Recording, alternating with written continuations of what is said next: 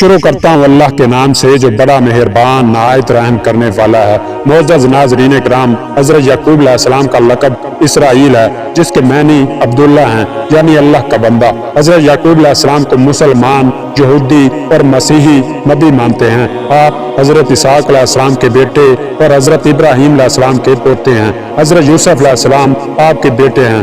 آپ کا ذکر عہد نامہ قدیم میں 170 سے زائد بار اور قرآن مجید میں آپ کے نام کے ساتھ 10 سورتوں میں 16 بار آیا ہے۔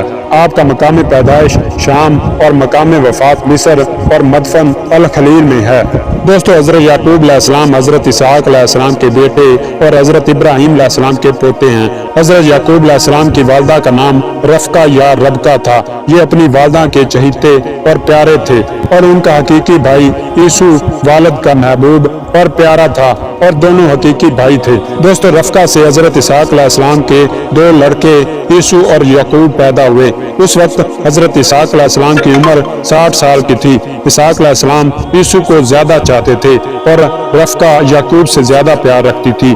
یسوع شکاری تھے اور بوڑھے ماں باپ کو شکار کا گوشت لا کر دیتے تھے، اور یعقوب علیہ السلام خیمہ ہی میں رہتے تھے۔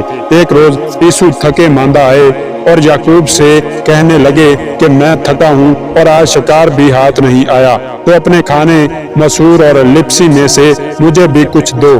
یعقوب علیہ السلام نے کہا کہ فلسطینیوں کا یہ دستور ہے کہ میراث بڑے لڑکے کو ملتی ہے، اس لیے باپ کا وارث تو ہوگا۔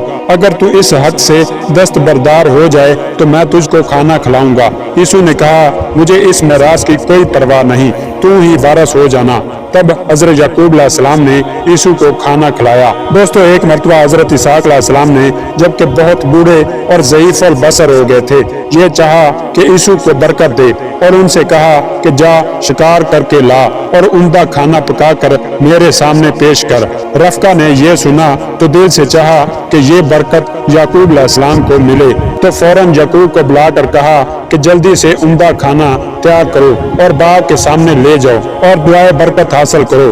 حضرت یعقوب علیہ السلام نے نام بتائے بغیر ایسا ہی کیا اور اسحاق علیہ السلام سے دعائے برکت حاصل کر لی۔ جب یسوع آئے اور انہوں نے سب قصہ سنا تو انتہائی ناگواری محسوس کی اور یعقوب علیہ السلام سے کینہ رکھنے لگے۔ تو حضرت یعقوب علیہ السلام کی والدہ نے ان کو رائے دی کہ وہ یہاں سے اپنے ماموں لابان کے پاس کچھ دنوں کے لیے چلا جائے۔ یعقوب علیہ السلام ماموں کے ہاں پہنچا اور وہیں کچھ مدت گزاری، اور یکے بعد دیگرے لابان کی دونوں لڑکیوں لیا اور راحیل سے شادی کر لی۔ حضرت یعقوب علیہ السلام اپنی والدہ کے اشارہ پر جب فدان آرام چلے گئے تو ان کے ماموں لابان نے ان سے یہ عہد لیا کہ وہ 10 سال ان کے یہاں رہ کر ان کی بکریاں چرائے، تو وہ اس مدت کو مہر قرار دے کر اپنی لڑکی سے شادی کر دیں گے۔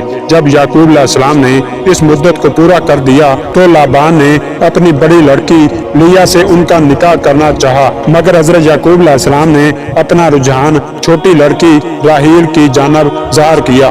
لابان نے یہ عذر کیا کہ یہاں کے دستور کے مطابق بڑی لڑکی کے نکاح سے پہلے چھوٹی لڑکی کا نکاح نہیں ہو سکتا، اس لیے تم اس رشتہ کو منظور کرو اور اپنے قیام کو 10 سال اور طویل کرو اور میری خدمت میں رہو، تو راحیل بھی تمہارے نکاح میں دی جا سکے گی، کیونکہ اس زمانہ میں 2 بہنوں کا ایک نکاح میں جمع ہونا شرعاً ممنوع نہ تھا۔